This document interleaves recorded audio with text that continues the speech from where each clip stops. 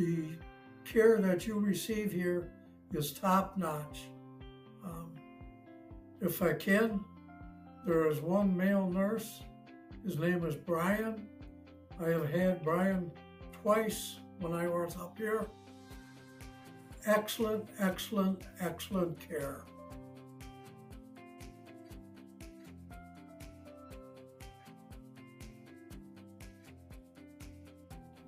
Hello, my name is Gary Lembrick. I'm from Jefferson. The reason I came to Watertown Hospital was I had an infection in my toe on my left foot.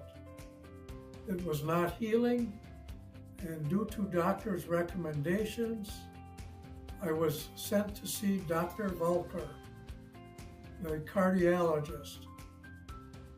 He suggested that I have a procedure done to check the circulation in my left leg. I was not receiving blood flow to my foot. My procedure was that I had 4 blockages below the knee in my left leg in 3 arteries. That procedure was done here at Watertown Regional Medical Center.